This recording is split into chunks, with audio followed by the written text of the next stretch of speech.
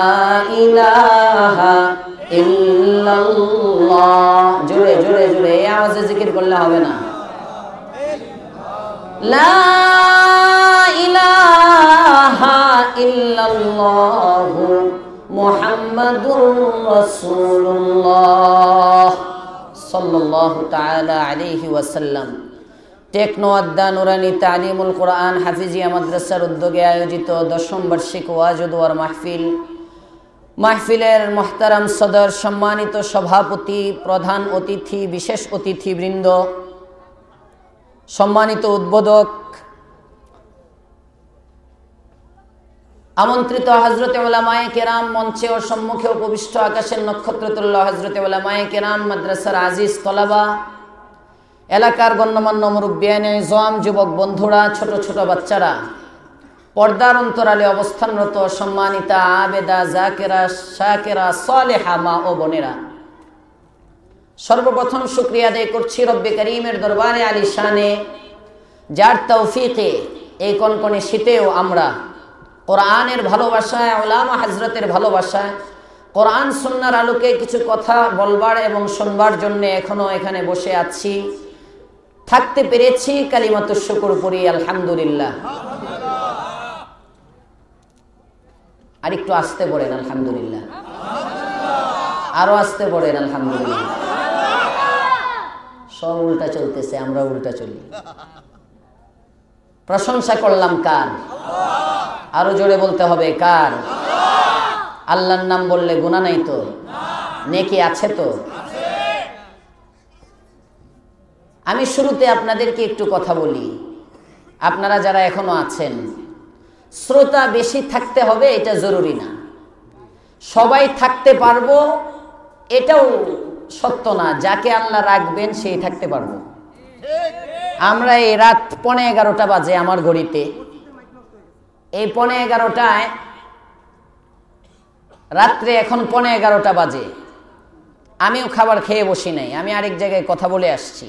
প্রায় 1.5 ঘন্টা এশার নামাজের পরে আমি এক জায়গায় কথা বলে তারপরে আসতে হয়েছে। আসার পরে কর্তৃপক্ষ বলতেছেন যে হুজুর ফাঁকে খেয়ে নেন, হুজুর বয়ান করতেছেন। আমি বললাম না, আমি কোনো মাহফিলে খাই না, এটা আমার আদত। যদি যাই আল্লাহ তাআলা বাসায় নেন বাসায় খাবো, অথবা মাদ্রাসায় চলে গেলে মাদ্রাসায় গিয়ে খাবার থাকলে খাবো, নয়তো ঘুমিয়ে যাবো। এটা আমার অভ্যেস। তো যারা খানা খান নাই, আমি যে খেয়ে বসছি এমন না। আমি যদি না খেয়ে চিল্লাইতে পারি, আপনারা না খেয়ে শুনতে পারবেন না? কারা কারা চলে যাবেন হাতটা দেখি? কারা কারা আছেন হাতটা দেখি? আল্লাহ তুমি তৌফিক দাও, বলেন আমিন। করোনা আমাদের দেশে আছে না চলে গেছে? আরে বাবারে, যে জোরে আছে বলছেন। করোনা মরোনা মনে করেন আপাতত নাই, থাকলে বাজারে পাঠিয়ে দেন। ওয়াজ মাহফিলে করোনা, কোরআনের আলোচনায় করোনা থাকে? তো আমার একটা অভ্যাস হলো আমি অগোছালোতে কথা বলতে পারি না। আমি আমার অভ্যাসটা আপনাদেরকে জানাচ্ছি। আমি আপনাদের এই এলাকায় নতুন। এই রাকিব ভাই গেছিলেন টঙ্গী তাফসিরে। আমার আজকে যে মাহফিলটা ছিল, আমার মূলত আজকে মাহফিল ছিল মানিকগঞ্জ। বিরাট বড় কনফারেন্স, প্রায় 50-60 হাজার লোক হয় ওই মাহফিলটা। এক পীর সাহেবের হুজুরের মাহফিল, ওখানে আপনাদের দোয়ায় আমি প্রধান বক্তা ছিলাম। কিন্তু ডিসি সাহেবের অনুমতি না পাওয়ায় ওই মাহফিলটা হয়নি। বড় কনফারেন্স, অনুমতি, এখন তো কোরআনের কথা বলতে অনুমতির দরকার হয়, গান বাদ্য বাজনার জন্য অনুমতির দরকার হয় না। আসতে বললেন কেন? এগুলোতে কেউ রাজনীতি খুঁজবেন না তো? আচ্ছা, আগে শুরুতে হাত উঠান তো। এখানে আওয়ামী লীগের কারা কারা আছেন? হাত উঠান। ও খালি আমি একাই? আপনারা কেউ না? আচ্ছা, বিএনপির কারা কারা আছেন? হাত উঠান। জামাত ইসলাম, ফলনা দলনা, হেফাজত, বিভিন্ন দল থাকে, কিন্তু এই মাহফিলের প্যান্ডেলে আমরা যতক্ষণ আছি আমাদের দল একটা, লা ইলাহা ইল্লাল্লাহ। সবাই লা ইলাহা ইল্লাল্লাহ। সুতরাং আমার আলোচনায় কেউ অন্য কোনো গ্রান টান খুঁজবেন না তো? আচ্ছা ঠিক আছে, আপনারা খুব ভালো মানুষ। আমার একটা অভ্যাস হলো, আমি মূলত মাদ্রাসায় পড়ুয়া মানুষ। মাহফিল থেকে যত দূরে থাকতে পারি তত নেয়ামত। আমার কাজ হলো মাদ্রাসায় পড়ানো, মসজিদে জুমা পড়াই, তাফসির করি। তো মাদ্রাসায় যারা পড়ায়, শিক্ষক যারা হয়, তাদের মেজাজ, এখানে যদি টিচাররা কেউ থেকে থাকেন, স্কুলে হোক, মাদ্রাসার আসাতিজায়ে কেরাম অনেকে আছেন, ওনারা অগোছালোর মধ্যে কথা বলতে পারে না। বক্তা যারা, বক্তা এক জিনিস, শিক্ষক আরেক জিনিস। বক্তার কাম হইলো শুধু বক্তৃতা করা, মাঠে শ্রোতা থাক আর না থাক, সরানো ছিটানো, চোখ বন্ধ করে টানলাম কতক্ষণ, পকেটে পয়সা বইরা চলে গেলাম। এখানে আমি কিন্তু টাকার জন্য আসি নাই, 1 টাকাও যদি না দেন আমি কিচ্ছু বলবো না, কর্তৃপক্ষরে নিশ্চিত করে দিলাম। বুঝছেন, আমি টাকার জন্য আসি নাই। আপনাদের এই পোস্টারের মধ্যে আমার দাওয়াত, আমার নামও নাই। এই পুরা পোস্টার খুঁজে দেখেন, আবরারুল হক ইউসুফি, কোনো নাম নাই। আমার মূলত দাওয়াত ছিল মানিকগঞ্জ। রাকিব ভাই গেছেন টঙ্গী, আমার তাফসিরে বসছেন। আমি একটা তাফসির করি উত্তরায়, টঙ্গী সোমবারে তাফসিরে করি। উনি মনে হয় পোস্টার করতে গেছিলেন, ওখানে গিয়ে আমার বয়ান শুনে পরে বলতেছেন, হুজুর আমার মাহফিলে রাত্রে 1টায় হইলেও আপনার যাইতে হইব। এই পাগলা বেচারার এত এস্ক। তো গত 2 দিন আগে আল্লাহর কি হিকমত, মানিকগঞ্জ থেকে এরা ফোন দিল, হুজুর আমাদের ডিসি সাহেবের অনুমতি না পাওয়ার কারণে মাহফিল হবে না। আগের দিন ওখান থেকে নিষেধ করলো, পরের দিন উনি ফোন দিলেন বিকালে। আমি বললাম, আল্লাহ মনে হয় আপনার এখানে নিব, এই জন্যই প্রোগ্রাম ওইটা বাতিল করাইছে আপনার দিলের কারণে। তো নাম টাম সারা, নাম দিয়ে দরকার কি, আসছে আপনারা যদি থাকেন আমি কতক্ষণ আসি, 1 ঘন্টার বেশি না, কতক্ষণ চিল্লা পাল্লা করে তারপরে চলে যাবো, সবাই বাড়িতে গিয়ে ঘুমায় যাবো। ফজরের নামাজ জামাতের সাথে পড়বেন তো ইনশাআল্লাহ? সারা রাত ওয়াজ শুনলাম নফল, ফজরের নামাজ পড়লাম না, এই ওয়াজের কোনো দাম নেই। কথা বলেন, কথা বলেন। আমার সাথে কিছু বলতে হবে, ওয়াজ আপনাদের গুতায় গুতায় বাইর করতে হইব, নাইলে বডি তো দেখছেন, কোটটুট লাগে, একটু মোটা দেখা যায়, এটি খুললে কিচ্ছু নেই। মাহফিলের মধ্যে আমরা আছি না, আমাদেরকে কেউ রেখেছেন? আমরা আছি না, আমাদেরকে কেউ রেখেছেন? যিনি রেখেছেন তিনি কে? সবাই বলেন, যিনি রেখেছেন তিনি কে? আমি যতক্ষণ কথা বলবো আপনারা ওই যে যারা দাঁড়ানো, যদি আইসা পড়তেন খুশি হইতাম। করোনায় ধরবো না, নিশ্চিত থাকেন, আইসা পড়েন। যুবক ভাইয়েরা, আমিও তো আপনাদের মতো জোয়ান মানুষ, আসেন, হ্যাঁ আইসা পড়েন। যদি আর না আসলে যায়েন না, ওই দাঁড়ায় দাঁড়ায় শুনেন, যায়েন না, রাগ করেন না, যায়েন না। আর যদি মন চায় একটু এসে পড়েন। যারা একটু ছত্রভঙ্গ, বেশি ফাঁকা আছেন, করোনার জন্য তো 3 ফিট হইলেই চলে, 6 ফিট যে জায়গায় এগুলো আছে এটি বন্ধ করে দেন একটু। ও গরম হয়ে গেছে, নড়াচড়া করলে ঠান্ডা হয়ে যাবো, এটাও তো একটা কথা। আচ্ছা ঠিক আছে, আপন জায়গায় বসে থাকেন, যা খেয়ার করবো, মুরব্বী মানুষ বলছে। যেখানে আপনার আরাম লাগে বসেন, বসে কথা শুনেন। এই ওয়াজ মাহফিলের ভিতরে যারা আছেন আর বাকিরে যারা আছেন, শুনেন। মুসলিম শরীফের একটা হাদিস, আল্লাহর পয়গম্বরের সাহাবী হযরতে আবু হুরায়রা, নাম শুনছেন? দেখছেন? আমিও দেখি নাই, সমান সমান। আল্লাহর পয়গম্বরের সাহাবী হযরতে আবু হুরায়রা বলেন, নবী আমার বলেন, যেখানেই দ্বীনের মজলিসগুলো হয়, দ্বীনের মাহফিলগুলো হয়, এই মাহফিলগুলোর চতুর্পাশে এক ঝাঁক ফেরেশতা এমন ভাবে বেষ্টন করে, ইলাস সামাইদ দুনিয়া, দুনিয়ার আকাশ পর্যন্ত এই মাহফিলটাকে ফেরেশতা বেষ্টন করে নেয়। বাকিরা কইলেন না যে? আমি উল্টা বক্তা, কিন্তু এই শুরুতে একটু বলতেছি সুবহানাল্লাহ আলহামদুলিল্লাহ, আর বলবো না। বললে আপনি বলবেন, না বললে না। আমার ঠেকা উঠছে নাকি আপনারে কয়ে দেওয়া? সুবহানাল্লাহ বললে লাভ কার? আমার। সবাই বলেন সুবহানাল্লাহ বললে লাভ কার? তো আপনি একবার সুবহানাল্লাহ বলবেন, ফায়দাটা শোনায় দেই। মুসলিমের হাদিস, আল্লাহর পয়গম্বর বলেন, সুবহানাল্লাহি ওয়াল হামদুলিল্লাহি তামলান আও তামলাউ মা বাইনাস সামাওয়াতি ওয়াল আরজ। নবী আমার বলেন, ও আমার সাহাবীরা, একবার যদি কোনো ব্যক্তি সুবহানাল্লাহর তাসবিহটা পড়ে, আসমান জমিনের ফাঁকা মাঝের জায়গাটা আল্লাহ নেকি দ্বারা ভরপুর করে দেন। শুধু কি তাই না? না না, সুবহানাল্লাহি ওয়াল হামদুলিল্লাহি তামলান। অন্য বর্ণনায় আল্লাহর পয়গম্বর বলেন, সুবহানাল্লাহি নিসফুল মিজান। দুনিয়ার মানুষ, একবার যদি তুমি সুবহানাল্লাহর তাসবিহটা পড়ো, সাথে সাথে মিজানের অর্ধেকটা আল্লাহ নেকি দিয়ে ভরপুর করে দেন। একবার বললে অর্ধেক ভর্তি, আরেকবার যখন বললাম পুরা ভর্তি। সুবহানাল্লাহ, সুবহানাল্লাহ। এত বড় ফায়দা কেন মিস করবেন? কেন মিস করবেন? হতে পারে আগামী 1 বছরে এমন সুযোগ না আসতে পারে, ঠিক না বেঠিক? এজন্য তাসবিহ বললে আপনার লাভ, না বললে ক্ষতি আমার, বললে লাভ আমার। অতএব মাহফিলের শেষ পর্যন্ত আমরা ফিট করব কোন জায়গায় সুবহানাল্লাহ, কোন জায়গায় আলহামদুলিল্লাহ, কোন জায়গায় আল্লাহু আকবার। পারবো তো ইনশাআল্লাহ? আল্লাহ তুমি তৌফিক দাও, বলেন আমিন। মাহফিলে আমরা আছি না কেউ রেখেছেন? বয়ান এটাই রেখেছেন যিনি, তিনি কে?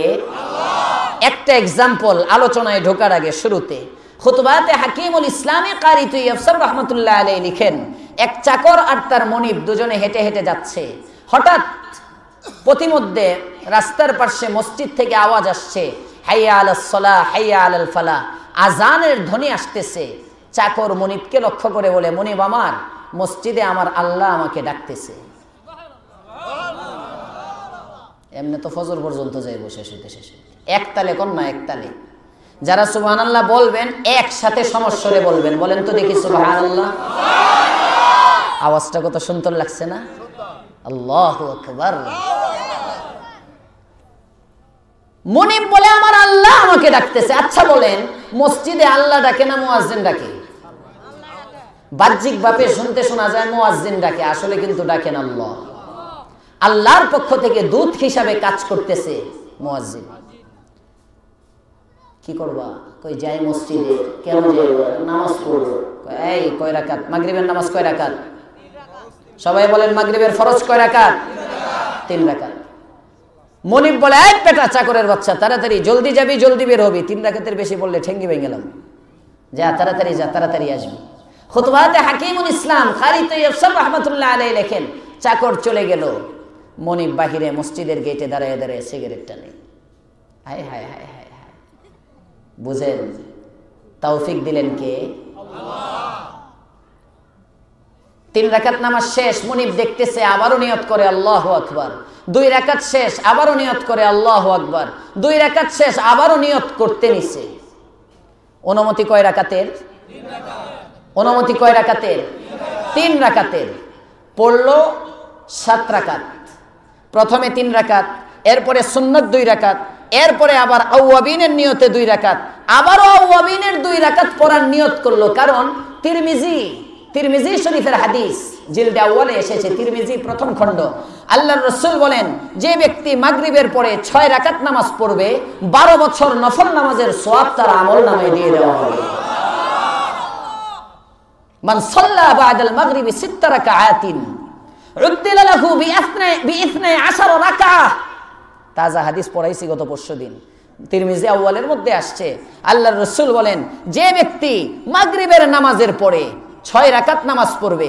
এই হাদিসের ব্যাখ্যায় আমার উস্তাদ দারুল উলুম দেওবন্দের শেখুল হাদিস ছিলেন, ইন্তেকাল হয়ে গেছেন, মুফতি সাঈদ আহমদ পালনপুরি সাহেব নাওয়ারাল্লাহু মারকাদা ওয়া জাআলাল জান্নাতা মাসওয়া। হুজুর বলেন, আল্লাহর রাসূল বলছেন বাদাল মাগরিবি, এখানে বলেন নাই বাদা সুন্নাতিল মাগরিবি, মাগরিবের সুন্নতের পরে, এটা রাসূল বলেন নাই।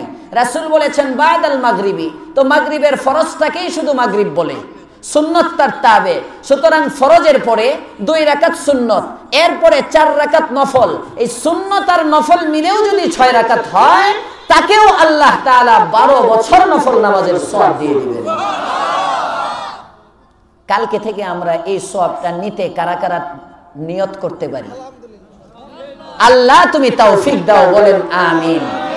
একটা আমল দিয়ে দেওয়া হলো, আওয়াবিন মাগরিবের নামাজের পরে পড়বো, পারবো তো ইনশাআল্লাহ? তো মনিব বাহির থেকে চাকরকে জিজ্ঞেস করে, কিরে চাকর, ফরজ পড়লি 3 রাকাত, তারপরে 2 রাকাত পড়লি সুন্নত, এরপরে আবার কি 2 রাকাত পড়লি, আবার কি পড়তে নিছস? কারণ বড় নামাজি তো, বুঝেন নাই, সব নামাজের নাম জানে না।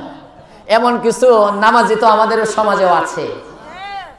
মসজিদের বারান্দা জিজ্ঞেস করলে কেবলা কোন দিকে বলতে পারবে না, উলামায়ে কেরাম নিয়ে কটূক্তি করে। কথা বলেন না কেন? কথা বলেন না কেন? এরা যদি জিজ্ঞেস করা হয় তোমার খতনা কে করাইছিল, কইতে পারবো না। অনেকের তালাশ করলে দেখা যাবে খতনাও নাই। আরে ভাই, শুধু খতনার দ্বারাই কি মুসলমান হওয়া যায়? হায় হায় হায় হায়। অনেক হিন্দু আমি দেওবন্দে পড়ার সময় দেখেছি, ওনারা আসছেন দারুল ইফতায় মাসলা নেওয়ার জন্য। অনেক হিন্দু খতনা, এটা ডাক্তাররাও বলে খতনার দ্বারা শারীরিক উপকারিতা আছে, খতনা এটা মুসলমানের নিদর্শন, ঠিক আছে। বাকি যে ব্যক্তি খতনা করে না, ভালো করে বুঝেন, যে ব্যক্তি খতনা করে না, এ যখন প্রস্রাব করে এই ছোট বাচ্চার মতো সামনের মাথাটা চুক্কা থাকে। হ্যাঁ, এটা ফাহিশা কথা না, একটা মাসলা বুঝাইতেছি। এই যে ভিতরে চামড়াটা জমা থাকে, বাড়তি যে চামড়াটা কেটে ফেলা হয় না, এই বাড়তি চামড়ার থাকার কারণে এই ব্যক্তির প্রস্রাব ক্লিয়ার হয় না। প্রস্রাব করার পরেও কিছু প্রস্রাব ওই চামড়ার মধ্যে জমা থাকে, ওই চামড়ার মধ্যে কিছু প্রস্রাব জমতে জমতে জমতে জমতে আস্তে আস্তে ইনফেকশন হয়ে যায়। এজন্য বর্তমান সময়ে অনেক বিধর্মীয় প্রস্রাবের ইনফেকশন থেকে বাঁচার জন্যে, ঘা থেকে বাঁচার জন্যে, চর্মরোগ থেকে বাঁচার জন্যে খতনা করে। বুঝতেছেন না?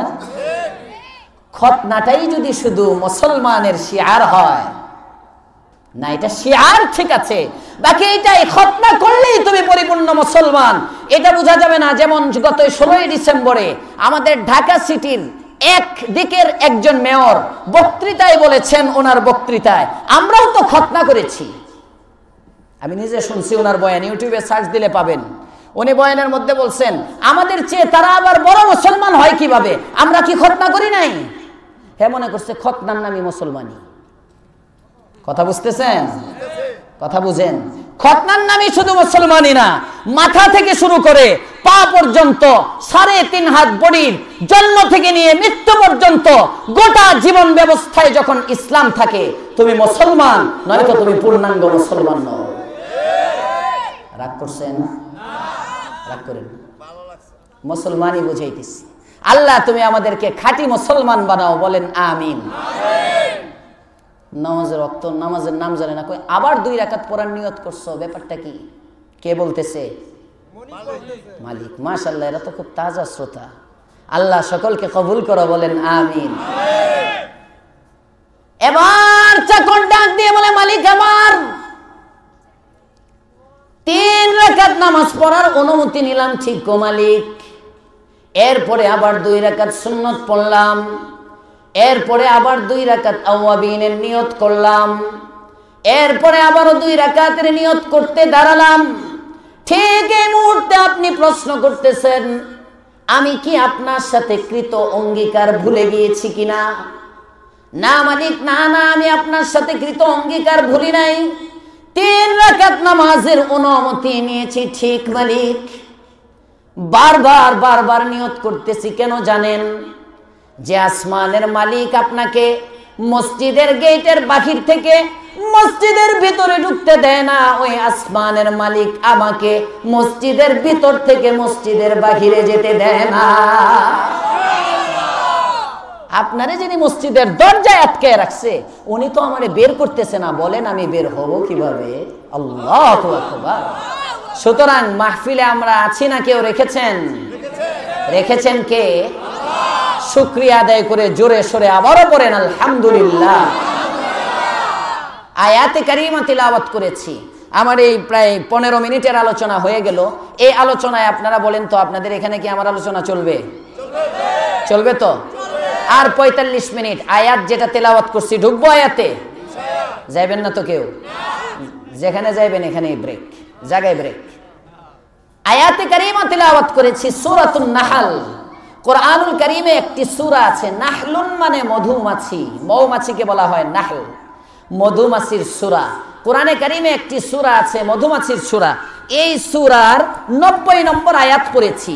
আয়াতটা এত দামি, আল্লাহর রাসূল বলেন, আল্লাহর রাসূলের সাহাবী হযরত আব্দুল্লাহ ইবনে মাসউদ রাদিয়াল্লাহু তাআলা আনহু বলেন, গোটা কোরআনে কারীমের মধ্যে কোন আয়াত অবতীর্ণ না করে আল্লাহ যদি শুধু এই একটি আয়াতই দিতেন, এই আয়াতটি উম্মতের হেদায়েতের জন্য যথেষ্ট হয়ে যেত।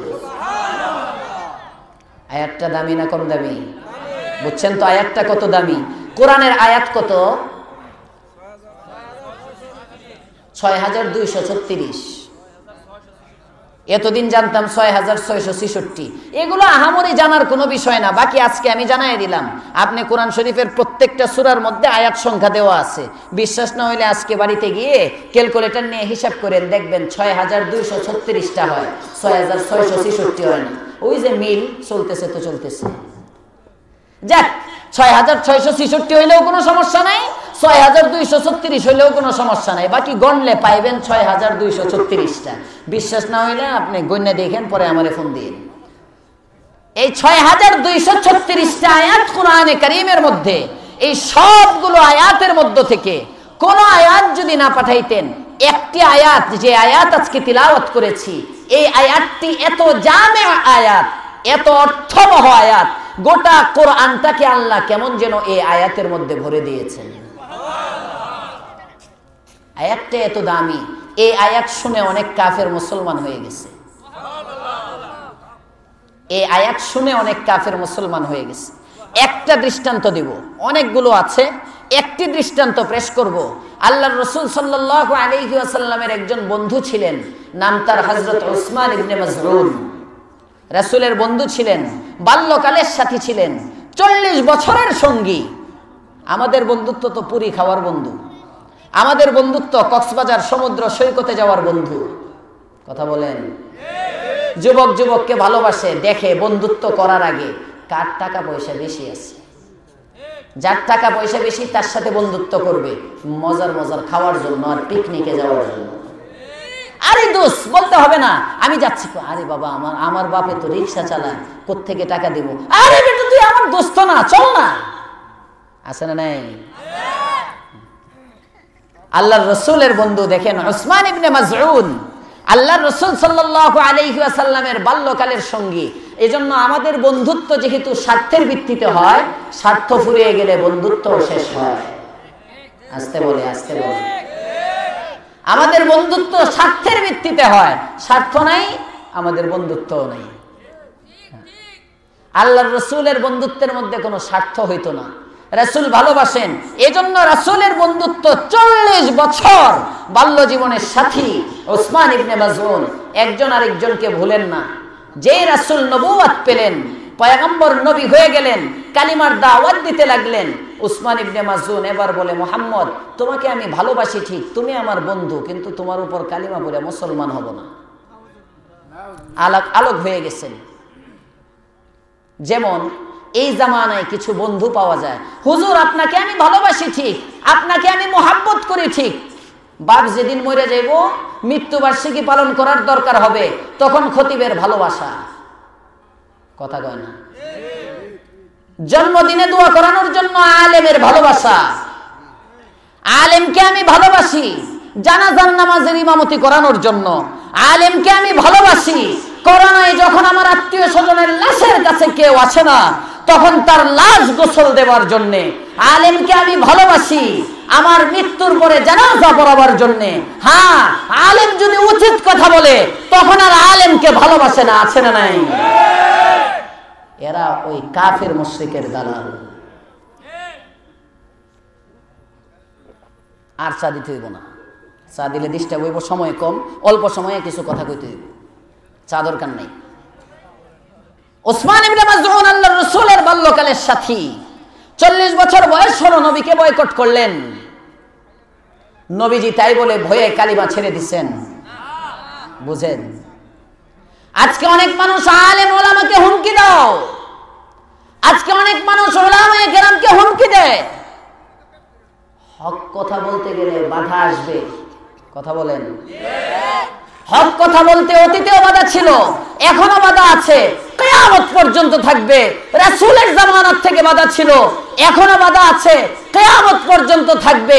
কিন্তু হকের আওয়াজ রাসূলের জামানায় যেমন চলমান ছিল, এখন যেমন চলমান আছে, কিয়ামত পর্যন্ত থাকবে।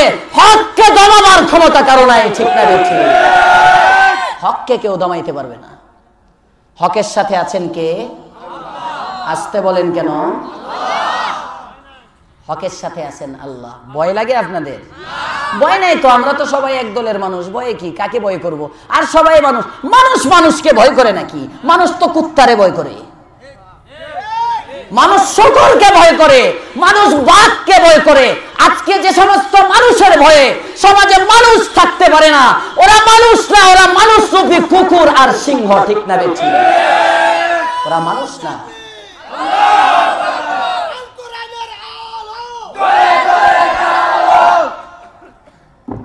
আল কোরআনের আলো ঘরে না, দিলের মধ্যে আগে জ্বালান। ঠিক না বেঠিক? আমি বলবো আল কোরআনের আলো, আপনারা বলবেন দিলে দিলে জ্বালো। আল কোরআনের আলো দিলের মধ্যে আগে যদি কোরআনের বাতি জ্বলে যায় সমস্ত অন্ধকার দূর হয়ে যাবে। ঠিক না বেঠিক? আজকে আমরা অশান্তিতে, আমরা তো লাঙ্গল ভাঙছে কই কই আইলে, আমরা তো কোরআন ছেড়ে দিচ্ছি। আমরা কোরআন থেকে দূরে। এজন্য আমাদের পারিবারিক জীবনে শান্তি নাই, রাষ্ট্রীয় জীবনে শান্তি নাই, রাজনৈতিক অস্থিরতা, স্বাধীনতা হুমকির মুখে, সবকিছু আমরা কোরআন থেকে দূরে সরার কারণে। কোরআনকে যদি আঁকড়ে ধরতে পারি আমাদের সব ঠিক হয়ে যাবে, ঠিক না ঠিক? বলতেছিলাম উসমান ইবনে মাজউন রাসূলের বন্ধু, নবীরে কয় তোমারে ছেড়ে দিলাম, যাও। আল্লাহর পয়গম্বরের সাহাবী উসমান ইবনে মাজউন তখন কাফের। একদিন আল্লাহর পয়গম্বর মদিনায় মক্কায় রাসূল বাইতুল্লাহর সামনে বসা, কোন বর্ণনায় ওনার বাড়ির উঠানে বসা। হঠাৎ করে উসমান ইবনে মাজউন তার সামনে দিয়ে যায়, ডাক দিয়ে বলে, রে মুহাম্মদ কেমন আছো? বন্ধু, হাউ আর ইউ? আছো কেমন? বন্ধু বন্ধুরে জিজ্ঞাসা করে, মুহাম্মদ কেমন আছো? অনেকদিন পরে দেখলাম। রাসূল বলেন, আছি তো ভালোই। ওই আসো না একটু বসো, চাটা খাই। বন্ধু বন্ধুর সাথে দেখা হইলে নেয় না? এভাবে উসমান ইবনে মাজউনকে ডাক দিলেন রাসূল। উসমান ইবনে মাজউন গিয়ে বসলেন রাসূলের সামনে। মুসনাদে আহমদ থেকে বলতেছি হাদিস। উসমান ইবনে মাজউন রাসূলের সামনে বসছেন। দুই বন্ধু রং তামাশার আলাপ, বিভিন্ন এদিক সেদিকের আলাপ আলোচনা করছেন।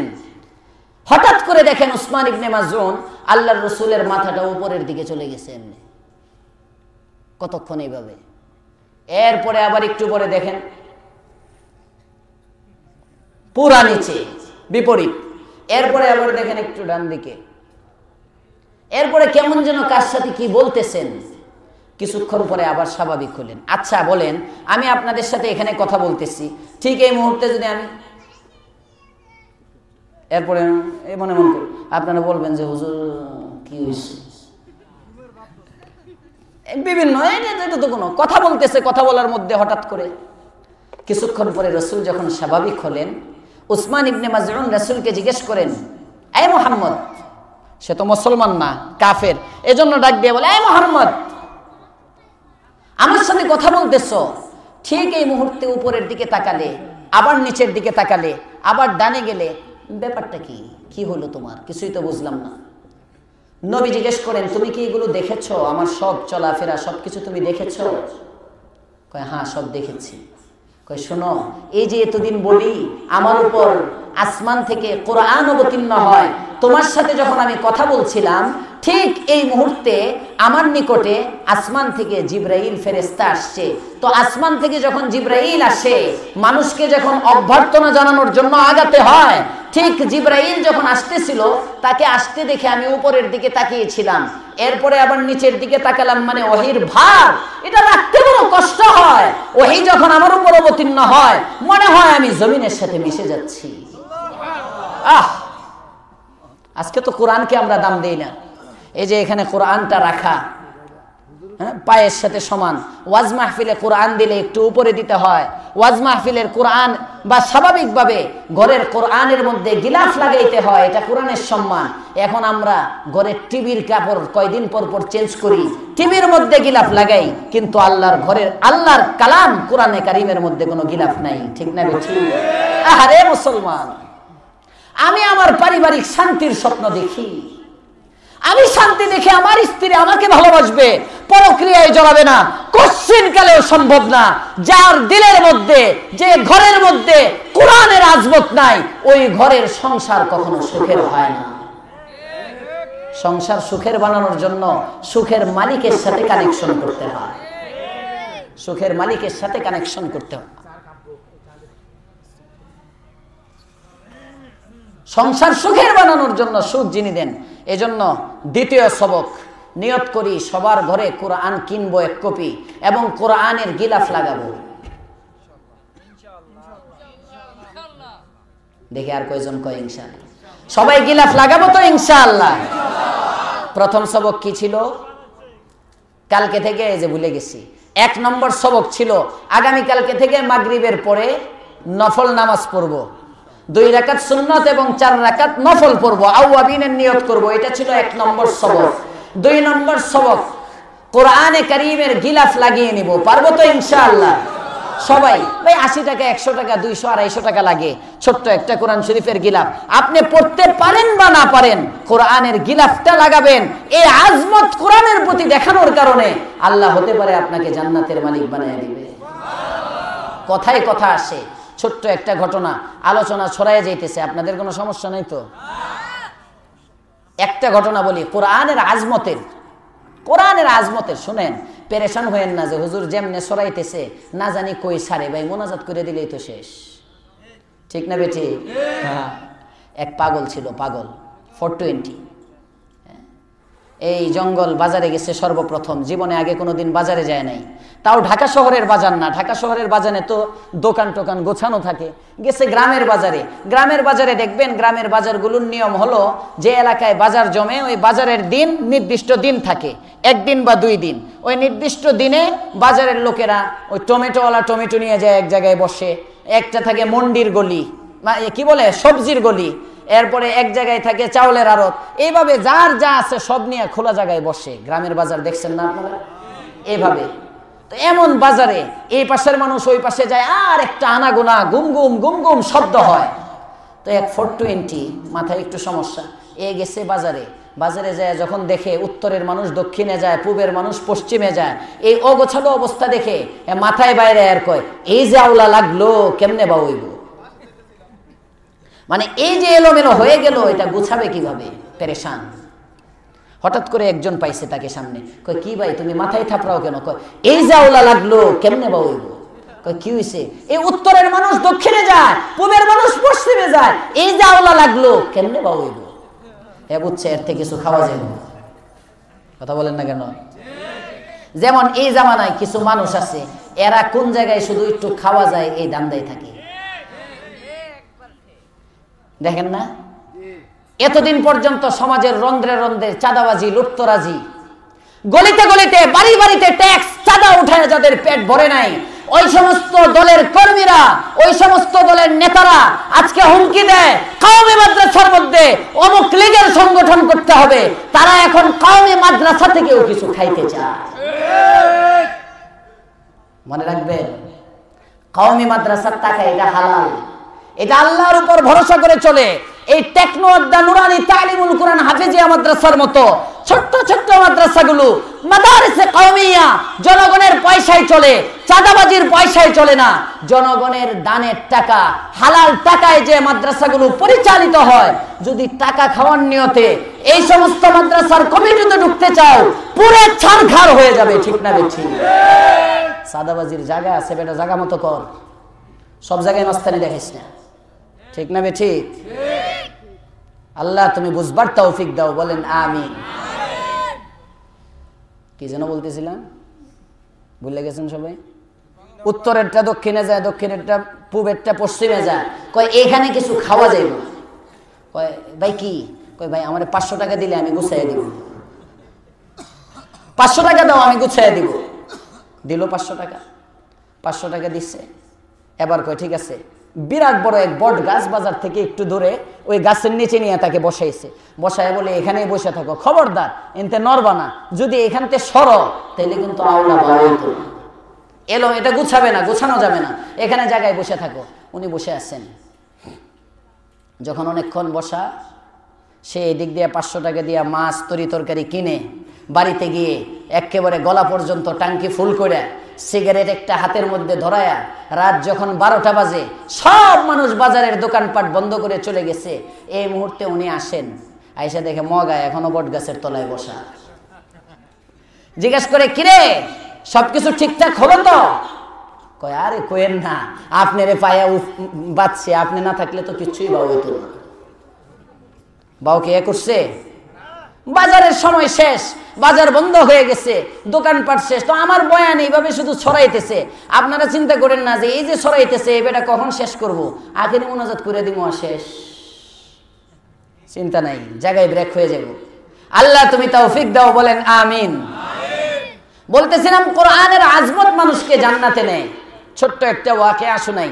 ওই কারি তৈয়ব সাহেব রহমাতুল্লাহ আলাইহি, যিনি দারুল উলুম দেওবন্দের মুহতামিম ছিলেন 54 বছর, ওনার কিতাব খুতবাতে হাকিমুল ইসলামে উনি লেখেন, ভারতের এক ব্যক্তি ছিল, এই ব্যক্তি মুসলমান, তার ইন্তেকাল হয়ে গেছে।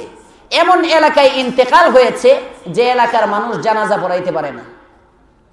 নতুন মুসলমান, তার আত্মীয় স্বজন জানে দাফন করতে হয়, কিভাবে করবে জানে না, জানাজার নামাজের ইমামতি কে করবে এটাও জানে না। লাশটাকে গোসল টোসল দিয়ে এবার রাস্তায় নিয়ে দাঁড়িয়ে আছে, দেখে এদিক দিয়ে কেউ যায় কিনা, যদি কেউ যায় তাকে বলবো জানাজার নামাজটা পড়াইয়া দেন।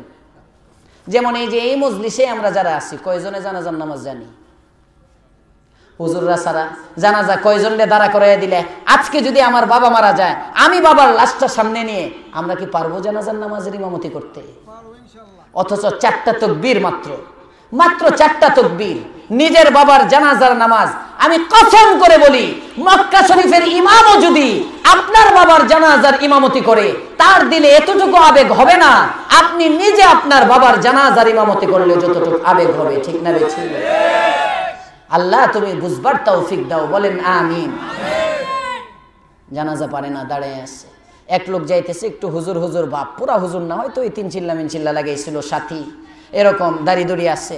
জিজ্ঞাসা করে, ভাই আপনি জানাজা পড়াইতে পারেন? কয় হ্যাঁ পারি তো, হুজুরদের কাছে শিখছি, আমার বাবা মারা গেছে, একটু জানাজাটা পড়াইয়া দিবেন। জানাজা পড়াইলো। তো বেচারার এখানে কোট ছিল, কোটের পকেটে একটা কাগজ ছিল। জানাজা পড়ানোর পরে বলতেছে, ভাই কবরে কিভাবে শোয়াইতে হয় আমরা তো এটাও জানি না, একটু কবরের মধ্যে শোয়াইয়া দিবেন। লোকটা তাকে কবরের মধ্যে শোয়াইলো, শোয়াইয়া কাফন দাফন শেষ, মাটি চাপা দেওয়া শেষ। এবার সে অফিসে চলে গেল। যখন অফিসে গেলেন, অফিসে গিয়ে উনি দেখতেছেন ওনার দরকারি কাগজটা নাই। এবার উনি আবার ফেরত আসলেন, ধারণা করে যে আমি যখন লাশ শোয়াচ্ছিলাম, হতে পারে আমি যখন নত হয়েছিলাম আমার পকেট থেকে কাগজটা পড়ে গিয়েছিল। এটা দেখবার জন্য উনি আসলেন, এসে এলাকাবাসীকে বললেন আমার কাগজটা অনেক দরকারি। সবাই সহযোগিতা করলো যে ঠিক আছে, মাত্রই তো মাটি চাপা দেওয়া হলো, আপনি মাটিগুলো একটু সরান, কাগজটা বের করে নেন। মাটিগুলো যখন সরাইলো,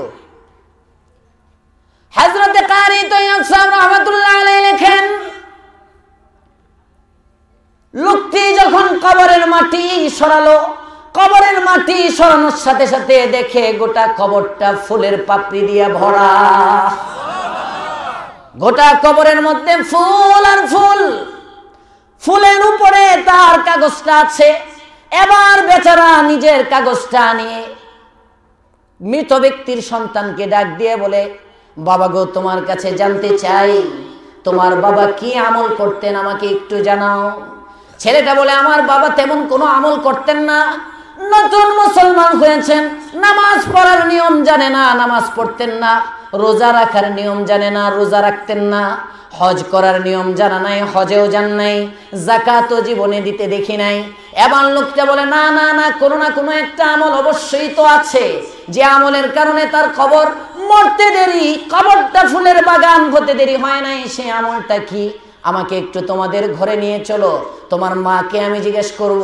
এবার গিয়ে তার স্ত্রীকে জিজ্ঞেস করে, বোন আমার, আপনার স্বামী কি আমল করত, যে আমলের কারণে এই ব্যক্তিটা মরতে দেরি, তার কবরটা ফুলের বাগান হতে দেরি হয় নাই? বেগম বলে, আমার স্বামীর তেমন কোনো আমল আমার জানা মতে নাই, জীবনে কোনোদিন আমার স্বামীকে তাহাজ্জুদ পড়তে দেখি নাই, ইশরাক পড়তে দেখি নাই, আওয়াবিন পড়তে দেখি নাই। কিন্তু আমার স্বামী, আমার ঘরের মধ্যে একটা কোরআনের কপি রাখা ছিল। আমার স্বামী নতুন মুসলমান, কোরআনটা নিজে পড়তে পারতেন না। আমাদের এলাকায় এমন কোনো ব্যক্তি নাই তার কাছে কোরআন শিখবে। আমার স্বামী কখনো কোরআন শিখেন নাই, কোরআন নিজে পড়েনও নাই, কিন্তু প্রতিদিন সকালে একবার, প্রতিদিন ফজরের নামাজের পরে সূর্যটা যখন আকাশে উদিত হতো, আমার স্বামী কোরআনের গিলাফ থেকে কোরআনটাকে বের করে গিলাফটা পার্শ্বে রেখে কোরআনের মধ্যে আঙ্গুলগুলো ঘুরাইতেন আর বলতেন, এটা আমার রবের কালাম, এটা আমার রবের কালাম, আর কিছুই বলতেন না। প্রতিদিন সকালবেলা এরকম বলতেন, আধা ঘন্টা 1 ঘন্টার মতো, এটা আমার রবের কালাম, এটা আমার রবের কালাম বলেন, আর চোখের পানিগুলো গাল বেয়ে বেয়ে পড়ে। 1 ঘন্টা পরে আবার সুন্দর করে গিলাফের মধ্যে ভাঁজ করে কোরআনটার মধ্যে চুমু খায়া ঘরের সবচেয়ে উঁচা জায়গায় উঠায়া রাখতেন। ছেলেটা বলে, লোকটি বলে, বোন আমার, আর বলতে হবে না, আমার বুঝতে বাকি নাই, তোমার স্বামী কোরআনকে এইভাবে ভালোবাসার কারণে এর খাতিরে আল্লাহ তার কবরের আযাব মাফ করে দিয়েছেন। 2 নম্বর সবক, কোরআনের গিলাফ লাগাবো তো ইনশাআল্লাহ। পড়তে পারি আর না পারি, গিলাফটা তো সবাই লাগাইতে পারি। আল্লাহ তৌফিক দাও, বলেন আমিন। বলতেছিলাম উসমান ইবনে মাজউন আল্লাহর রাসূল সাল্লাল্লাহু আলাইহি ওয়াসাল্লামের কাছে আছেন। রাসূল বলেন, এই আমার কাছে মাত্র জিবরাইল আসছে, কোরআন এটা অনেক ভারী জিনিস, আমরা তো কোরআনকে দাম দেই না। কথা এখান থেকে ছড়াইছিল, মনে আছে তো? আপনারা ভুলে গেলেও সমস্যা নাই, আমার মনে আছে, আমি এই স্টাইলেই ওয়াজ করি। কয় তুমি যখন দেখেই ফেলেছ ওয়াহির ভারে আমার মাথাটা নিচে গিয়েছিল। কয় তারপরে সামনে? কয় আস্তে আস্তে স্বাভাবিক হলাম। জিবরাইল আমার কাছে মাত্র একটা আয়াত নিয়ে আসলো, এই আয়াতটা জিবরাইল থেকে আমি বুঝে নিলাম। আচ্ছা, আমার সামনেই যখন একটা ওয়াহি আসলো, আগে যদিও কোরআন শুনি না, একটু বলো তো দেখি, কোরআনটা শুনে দেখি কেমন লাগে। কমন না সুবহানাল্লাহ কইতে? কমন না? কোরআন এমন মজার, মক্কার কাফের মুশরিকরাও কোরআন শুনতে চাইতো। আবু জেহেল, উতবা, সাইবা এরাও কোরআন শুনতো। নবী যখন তিলাওয়াত করতেন এরা কোরআন শুনতো। এজন্য আমি অনেক সময় বলি, আজকে আসার পরে আমার মসজিদে তাফসীর ছিল, আমি বলে আসছি মক্কার আবু জেহেল, উতবা, সাইবা, আবুল আহাবের দিলের মধ্যে এই জামানার কিছু নামদারি মুসলমানের চেয়ে কোরআনের প্রেম বেশি ছিল। কারণ এই জামানার কিছু মানুষ আছে ওয়াজের আওয়াজ ভালো লাগে না, কথা বলে না, কোরআনের আওয়াজ ভালো লাগে না, যাত্রা গান, ধীরম ধীরম নাচ গানের আওয়াজ, ঢোল তবলার আওয়াজ রাত 2টা 3টা পর্যন্ত চলতে পারে, আর কোরআনের আওয়াজ রাত্রে 11টার পরে চলতে দেয় না। এমন কিছু কুলাঙ্গার বাংলার জমিনে আছে না নাই? এদের চেয়ে আবু জেহেল কোরআনকে বেশি ভালোবাসতো। সিয়ার ও আলামিন নুবালা প্রতিটা কথার রেফারেন্স আছে, আমি লেখা ওয়াজ করি না, আপনারা কিতাব মন চাইলে দেখে নিয়েন। ইমাম যাহাবী রাহমাতুল্লাহ আলাইহি 17 খণ্ডের কিতাব, ইমাম যাহাবীর লেখা আরবি কিতাব, ওখানে উনি লিখতেছেন আবু জেহেল একদিন বিল পাস করলো, এই ওয়াজ মাহফিলে যাইতে পারবি না, ওয়াজ মাহফিলে গেলে ঠেঙ্গি ভেঙ্গেলাম। মানে ওয়াজ মাহফিল হইল নবীর কোরআন তেলাওয়াত, রাসূলের কোরআন তেলাওয়াত শুনতে পারবি না। যে মুহাম্মদের কোরআন তেলাওয়াত শুনবে তার খবর আছে, তার জরিমানা হবে।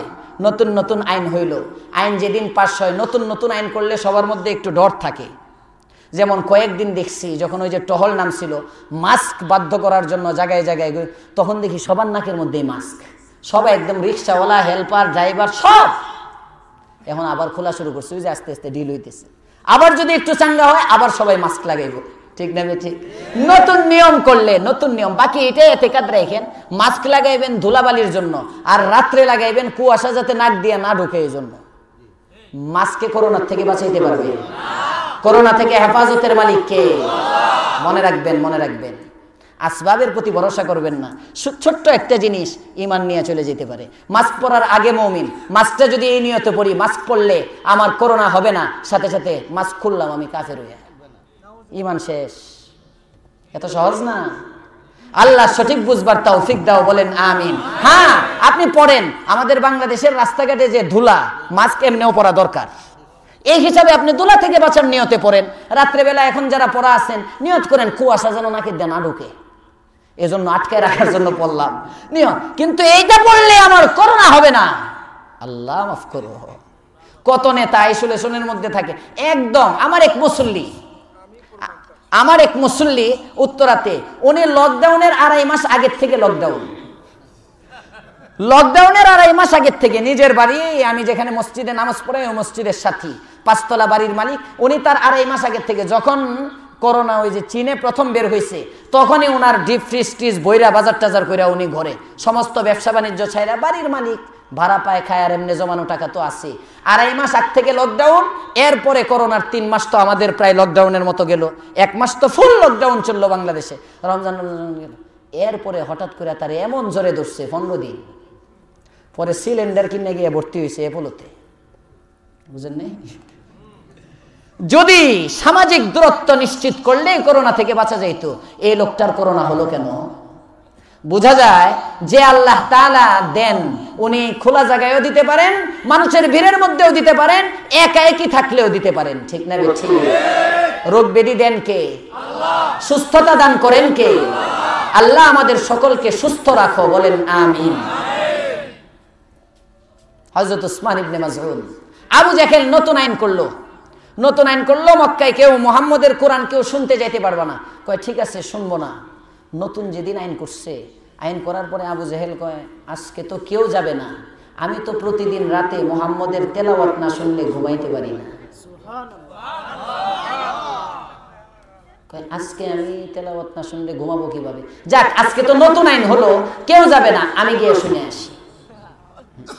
যেমন দেখবেন এই জামানায় কিছু লোক আছে, আইন করে নিজেরা চুরি করা যাবে না, পরে তারাই গিয়ে চোর হয়ে যায়। এমন ছদ্মবেশী পুলিশ চোর আছে না নাই? পুলিশের পরিচয়ে দুর্নীতিবাজ আছে না নাই? দুর্নীতি বন্ধ করার জন্য তারা নিয়ম করে, তারা সমাজে স্লোগান দেয়, পরে নিজেরাই কয় কেউ যখন করে না আমরাই করি। আবু জেহেলের দোষ, ঠিক না বেঠিক? কোরআন থেকে এই ঘটনাগুলো আমাদেরকে কোরআন বোঝা সহজ করে দিতেছে। সমস্যাগুলো আল্লাহর পয়গম্বর উসমান ইবনে মাজউনের সামনে বসা, রাসূলের তেলাওয়াত, কাফের মুশরিকগুলো তেলাওয়াত শুনে পয়গম্বর রাতে দাঁড়িয়ে বাইতুল্লাহর সামনে দাঁড়িয়ে দাঁড়িয়ে যখন কালামুল্লাহ তেলাওয়াত করেন, আবু জেহেল বলে আজকে কেউ যাবে না, আমি একা গিয়ে শুনে আসি। পাশের ঘরে উতবা বলে আজকে কেউ যাবে না, আমি গিয়ে শুনে আসি। আরেক ঘরে সাইবা বলে আজকে কেউ যাবে না, আমি গিয়ে শুনে আসি। আরেক ঘরে ওলীদ ইবনে মুগীরা, লিডার কাফের যারা, তারা বলে আজকে কেউ যাবে না, আমি গিয়ে শুনে আসি। সবাই ভিন্ন ভিন্ন রাস্তা দিয়ে যায়। ফেরার সময় এক রাস্তা অন্ধকার, একজন আরেকজনের সাথে বাড়ি খায় জিজ্ঞেস করে তুই কে, আরেকজন কয় তুই কে, আরেকজন কয় তুই কে, একজন আরেকজন সবাই কয় আমি চিনে ফেলছে, কণ্ঠে কণ্ঠে চিনে ফেলছে। কেন আসছো? নেতা তো আবু জেহেল খুব চালাক ছিল, এ তাড়াতাড়ি কয় এই আমি দেখতে আসছি আজকে আমার আইন কোনটা কোনটা লঙ্ঘন করছে। উদ্বা সাহেবা তারা কয় নেতা চাপা পিড়ায়েন নাই, এনে তো আর কেউ নাই, আমরাই তো। নিজের দোষ নিজের সামনে বলতে সমস্যা কি? আসলে কয় আপনি কেন আসছেন এটাও আমরা জানি, আমরা কেন আসছেন এটাও জানি। কেন আসছি বলো তো? আসছি। আপনি কেন আসছেন তা বলেন আর না বলেন, আমি উতবা সাইবা আমরা যে আসছি, প্রতিদিন মুহাম্মদ এখানে তেলাওয়াত করে অন্ধকারে দাঁড়ায় দাঁড়ায় কোরআনের তেলাওয়াত শুনি। লাত মানাত উজ্জার কসম, মুহাম্মদের কোরআনের তেলাওয়াত না শুনলে আমরা ঘুমাইতে পারি না। আজকের যুবক গান বাদ্য না শুনলে ঘুমাইতে পারে না, কানের মধ্যে মোটা মোটা হেডফোন, এমন করতে করতে এরপরে রাত্রেবেলা ঘুমায় ফজরের মধ্যে। আরে যুবক বন্ধু, আমি আপনার মতো যুবক, আমারও মনে চায় লাগাইতে, লাগাই না। আমি যদি বাঁচতে পারি তুমি কেন পারো না? আমি যদি বাঁচতে পারি তুমি কেন পারো না? তুমি তো আমার মতো যুবক। যুবক এই যে কানের মধ্যে লাগাইলা, ঠিক এই মুহূর্তে যদি আজরাইল চলে আসে, আহারে কবিরা গুনাহ অবস্থায় মৃত্যুবরণ হইল, কি হাসর হবে। আল্লাহ তুমি বুঝবার তৌফিক দাও, বলেন আমিন। 3 নম্বর সবক, গুনাহ কানে অন্তত কোনো গান বাদ্য বাজনা শুনবো না, নিয়ত করতে পারি তো ইনশাআল্লাহ। 1 নম্বর সবক আওয়াবিন, 2 নম্বর সবক কোরআনের গিলাফ, 3 নম্বর সবক গান শুনবো না। বলেন সবাই, বিশেষ করে যুবক বন্ধুরা, গান শুনবো না, নিয়ত করতে পারেন তো ইনশাআল্লাহ। আপনি যদি কানটাকে হেফাজত করেন, গান না শুনেন, কিয়ামতের দিন আল্লাহ তাআলা নিজের কণ্ঠে কালাম তেলাওয়াত করে আপনাকে শোনাবে। এই ঘটনাটা শেষে দিয়ে 5 মিনিটে বলে শেষ করব, যদি আপনারা থাকেন। আয়াতটাই ঢুকি। উসমান ইবনে মাজউন রাসূলের সামনে বসা, আল্লাহর রাসূলকে বলেন তুমি আমার কাইফিয়ত যখন দেখছো? কয় হ্যাঁ। উসমান ইবনে মাজউনকে নবী বলেন আমার উপর একটা আয়াত নাজিল হয়েছে। উসমান বলেন আচ্ছা আয়াতটা একটু শোনায় দাও। সুবহানাল্লাহ। আল্লাহর পয়গম্বর বলেন উসমান, এই মুহূর্তে জিবরাইল আমিন তোমার সামনে আমার নিকট যে আয়াতটি নিয়ে এসেছে, ওই আয়াতটি হলো ইন্নাল্লাহা ইয়া'মুরু বিল আদলি ওয়াল ইহসান ওয়া ইতাই যিল কুরবা ওয়া ইয়ানহা আনিল ফাহশাই ওয়াল মুনকারি ওয়াল বাগই ইয়া'iদুকুম লা'আল্লাকুম তাযাক্কারুন। সূরাতুন নাহলের 90 নম্বর আয়াত। হযরত উসমান ইবনে মাজউন বলেন, ও মুহাম্মদ, এতদিন শুধু শুনেছিলাম তোমার উপর কোরআন অবতীর্ণ হয়, তোমার নিকট জিবরাইল আমিন আসে, কোনোদিন দেখি নাই জিবরাইল কিভাবে আসে, কোনোদিন দেখি নাই কোরআন কিভাবে অবতীর্ণ হয়। আজকে যখন আমার সামনে জিবরাইল আমিন কোরআনে কারীমের একটি আয়াত তোমার কাছে নিয়ে আসলো, আমি সাক্ষ্য দিতেছি সত্যি তুমি পয়গম্বর, আমার বুঝতে বাকি নাই এটা সত্যি আল্লাহ তাআলার কালাম। আর দেরি নয় গো মুহাম্মদ, আমাকে এই মুহূর্তেই তুমি কালিমা পড়ায়া মুসলমান বানায়া দাও।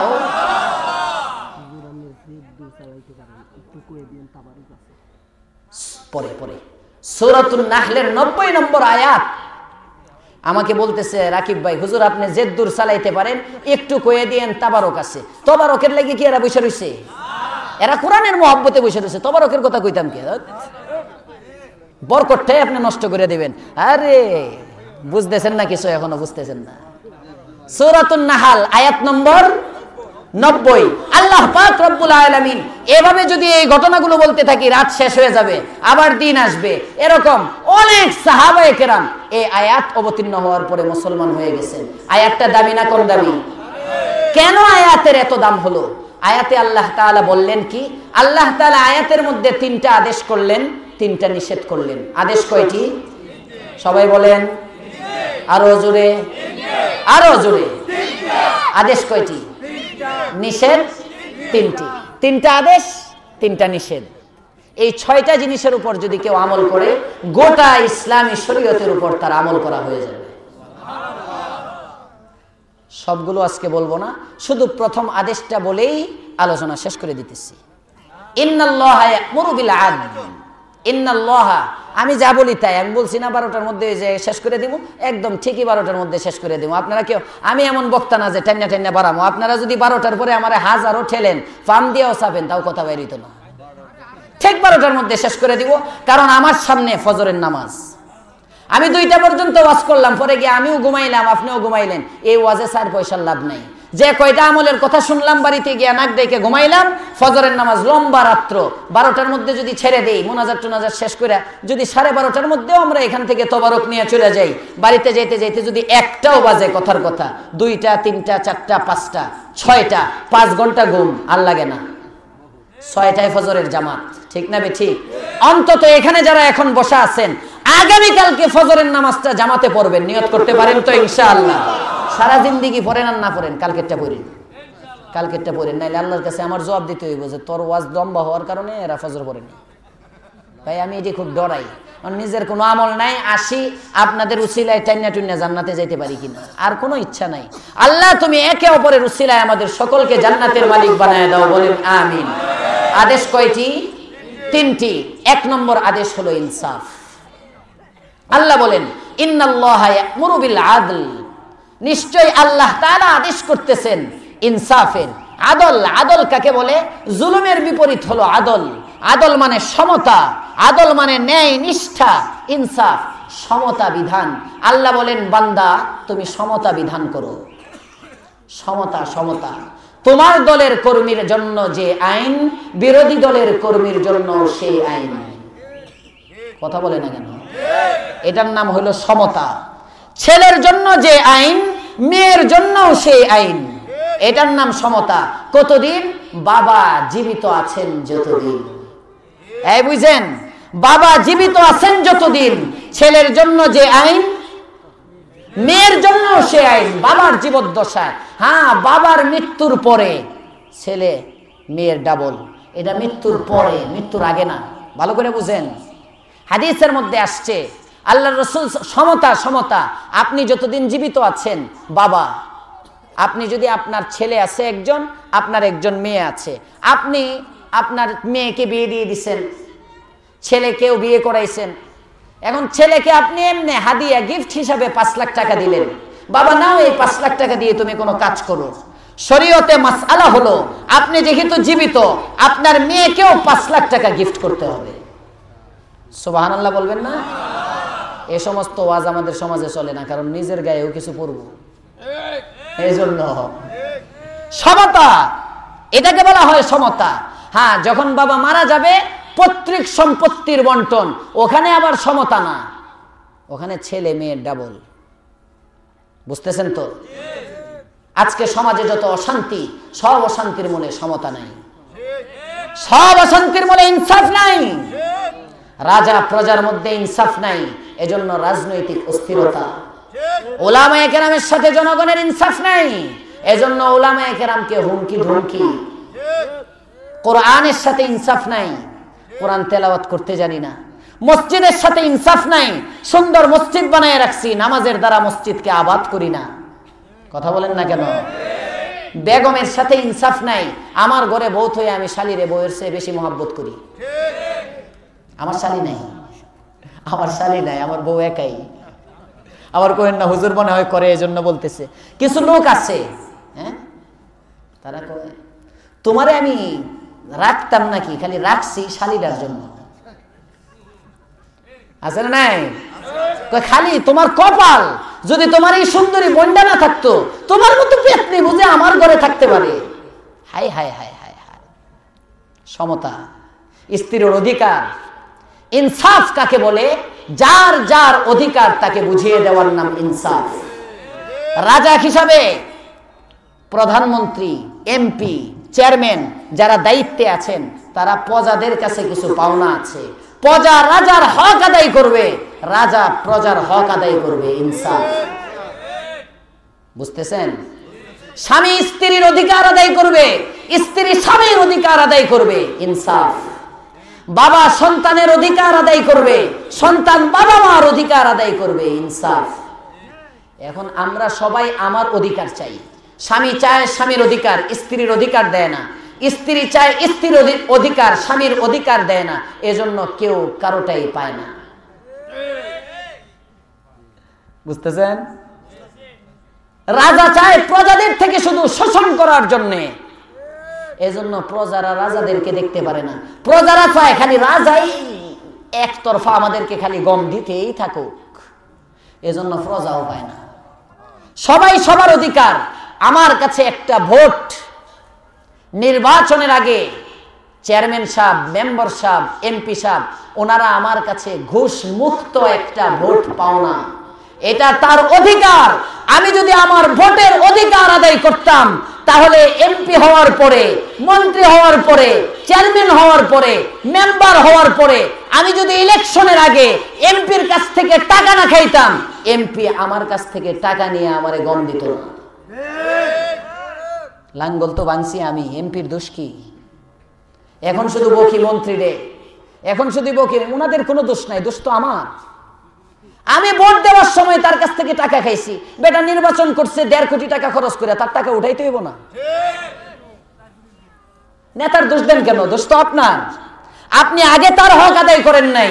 যদি ভোটের অধিকার ন্যায্যভাবে, তার ভোটটা তার পাওনা ছিল, যোগ্য একজন ব্যক্তিকে যদি তার ভোট আপনি বুঝাই দিতেন, এরপরে ওই আসনের মধ্যে কোনো দুর্নীতি হলে কলার ধরে জিজ্ঞাসা করা যাইত, তোমাকে তো টাকা নিয়ে ভোট দেই নাই, আজকে আমার এই আসনের মধ্যে দুর্নীতি কেন? ঠিক না বেঠি?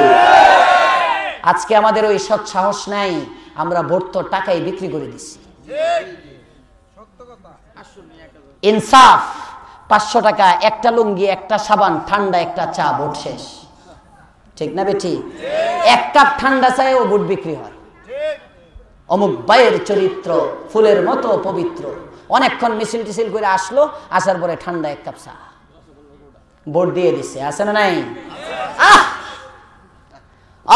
যুবক বন্ধু, আল্লাহ তাআলা বলেন, শান্তি যদি চাও, ইন্নাল্লাহা ইয়া'মুরু বিল আদল, ইনসাফ ওয়ালা হয়ে যাও, তোমার মধ্যে ইনসাফ নিয়ে আসো। আমরা চাই আমাদের বাবা মা যারা, তারা চায় সন্তান ভালো ব্যবহার করুক, কিন্তু আগে সন্তানকে দিন শিক্ষা দেয় না। ঠিক না বেঠি? সন্তানের একটা পাওনা, বাবা মা সন্তানকে দিন শিক্ষা দিবে, বাবা মা সন্তানকে কোরআন শিখাবে। সন্তান বাবা মার অধিকার জানলে না আদায় করবে।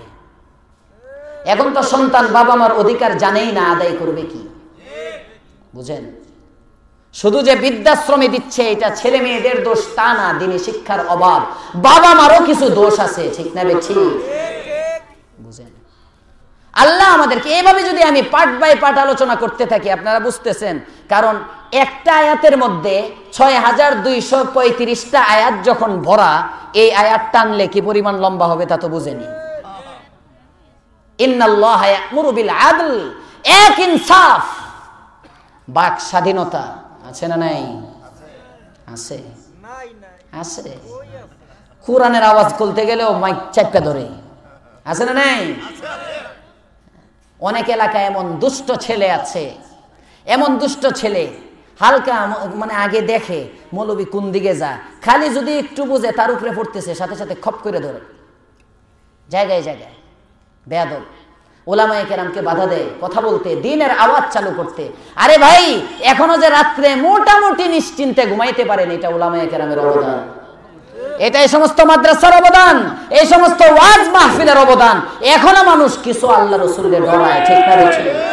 এই মাহফিলগুলো যদি বন্ধ হয়ে যায়, এই মাদ্রাসাগুলো যদি বন্ধ হয়ে যায়, ওলামায়ে কেরামের জবানে যেদিন তালা লেগে যাবে, এই পুরা সমাজ, পুরা দেশ ধর্ষণে ছেয়ে যাবে, ঠিক না ঠিক?